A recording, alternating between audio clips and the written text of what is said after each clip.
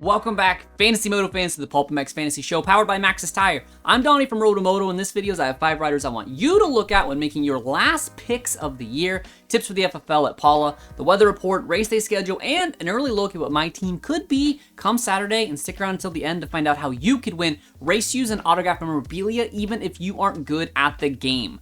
The gate will be missing dozens of riders this weekend, as the final round being all the way out in California a week after the Midwest, but I can only highlight a few here. Factory rider Levi Kitchen and Michael Mosman will both sit out the finale to properly heal their ailing bodies in the 250 class, as well as Dylan Ferrandis after contact with Justin Barcia at Buds. Privateer heroes such as Henry Miller, Colin Park, Josh Gilbert, Jeremy Hand, Jeffrey Walker, and Kevin Moranz are also missing on the entry list, but there are a few guys actually making their season debut this weekend. Chance Hymas will make his pro debut with the Factory Honda squad in the 250 class after all, and surprisingly, Marvin Musquin will also show up this weekend, but on a 250. He's slated to race the smaller bike for Team France at Redbud in a few weeks, and it looks like he is out to get some real speed practice on the small bike to get fully acclimated on that new 250. As always, be sure to check the little box at the top of the rider list that says only show riders in AMA qualifying results to, you guessed it, only show the riders that put down at least one lap in practice. It won't catch every DNS, but it will at least weed out the guys that didn't even show. Before I go over picks, I just want to give a heads up that the motos will all be shortened by 5 minutes, meaning each race will be only 25 minutes plus 2 laps instead of a full 30 plus 2. This means the late charger guys obviously lose a little bit of luster, but it should help everyone in the field reach the end of the motos. For this weekend, I have 3 guys to target, 1 to avoid, and a high handicap guy for you gamblers out there. Starting with the little class and working our way up. 250 All-Star, I'm looking at Hunter Lawrence this weekend. It's always good to go after someone that is racing for something, and that is Hunter this weekend. He's just 7 points out of second, and no doubt he and the team want those 2 red bikes going 1-2 in what is likely the final time both Lawrence brothers race outside on a 250 together. Hunter just needs a top 4 to get max points, something he's done in nearly 3/4 of all of his motos. He's also one of only 3 riders in the field to have 0 DNFs going into the final round, so you know he won't quit on this blistering hot day. A double eligible 250 guy I do want you to look at this weekend is a no-brainer. On the last weekend of the year, it would be hard to pass on Marvin Musquin. The numbers on the screen look great as he was lights out in 2021, but remember, that was against the big boys in the big class. If Kyle Chisholm dropping down to the 250 class in Supercross and battling for podiums was any indication, Marv should make easy work of the kids down on the small steed, and I wouldn't be surprised to see him fighting for podiums himself this weekend. Over to the 450s, the All-Star you should look at is whichever of the 2 championship contenders you didn't pick last week. But if somehow you are eligible to pick both, I'm leaning Chase Sexton again this weekend. The HRC Honda rider is available to 1% more players than Eli and has better numbers of the 2. He's finished in the top 2 in 91% of motos, with 0 DNFs and a worst of just 7th. Eli has impressive numbers also, but moto wins don't net you any extra points with an All-Star, and he has overall a worse average finish as he's been off the top 2 in 5 of the first 22 motos this season.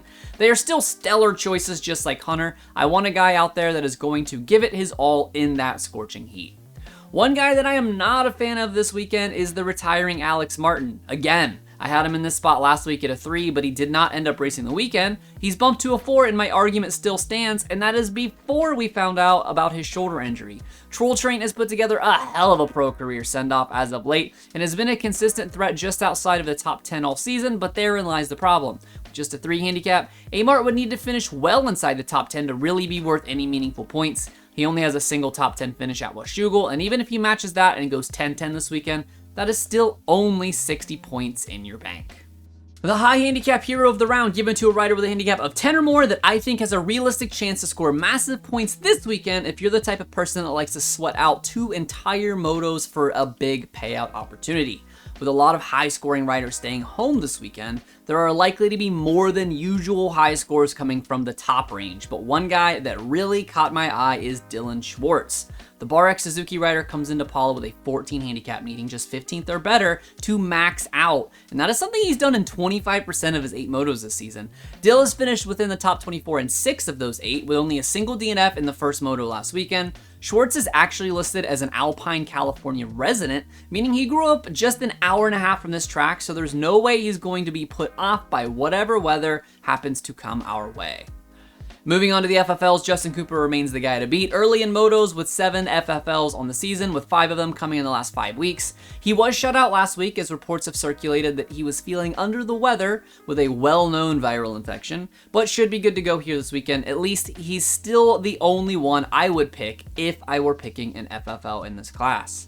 450 side, the popular pick stays red with Roxon after going 2 for 2 last weekend and raising his total to 11 of 22 this season. It's honestly really hard to argue against Kenny, but if you want to counter, honestly, Chase is the only other guy I can see. He's the second best from a stat perspective and almost had it in the second moto last week himself. The second Fox Raceway National in Pala, California will see qualifying kickoff at 1 p.m. Eastern, 10 a.m. Pacific.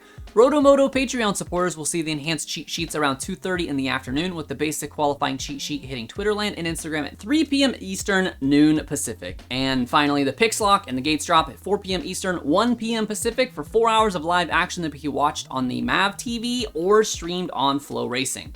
The weather is going to be absolutely brutal out there with highs projected well over 100 degrees with sunshine aplenty. Be sure to stick to a team that you feel confident can do the entire motos without pulling off from the elements. Before I show you my early team, I want to talk to you about Maxxis Tire coming on for all 12 rounds so I can deliver these videos for you. You know Maxxis Tire. You know their MXST tire designed by the king of Supercross and my all-time favorite rider, Jeremy McGrath. It is the newest and most advanced tire in the Maxxis MX lineup, featuring an all-new tread pattern, compound, and composition to provide the stability, predictability, and traction that the upper tiers of motocross demand.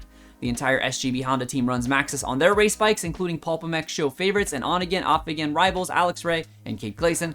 Available at your local retailer and also at motosport.com. My Thursday team looks like this. Give me Hunter Lawrence at an all-star 3, Marvin Musquin at a 1, Danger Boy Deegan with a lofty 10, and Triple H Dylan Schwartz at a 14.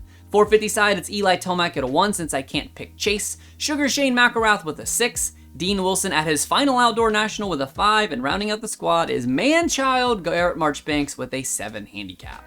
The prize for the highest championship league score at Pala will be an autographed Dean Wilson jersey from the final outdoor race of his career, but if you're not great at fantasy, that is okay. If you want a chance to win something like this autographed filthy Phil Nicoletti jersey, consider joining me on Patreon. For just about $1 per week, you're entered to win race shoes and autographed memorabilia, and insiders and above double their entries, as well as an exclusive podcast talking fantasy stats on every rider in the field, and that enhanced cheat sheet that comes out every single Saturday. Link for that can be found in the description below. And as always, don't forget to follow at PulpMX Fantasy and at RotoXMoto on both Instagram and Twitter for injury updates as the weekend rolls on, qualifying info, and stats and banter throughout the race itself, and those fantasy qualifying cheat sheets once qualifying is done and wrapped. Thanks as always for watching PulpMX Fantasy Show presented by Maxxis Tire. My name is Donnie, and may your chiz this weekend. Remember that 8 is great, and most importantly, have fun. Good luck, y'all.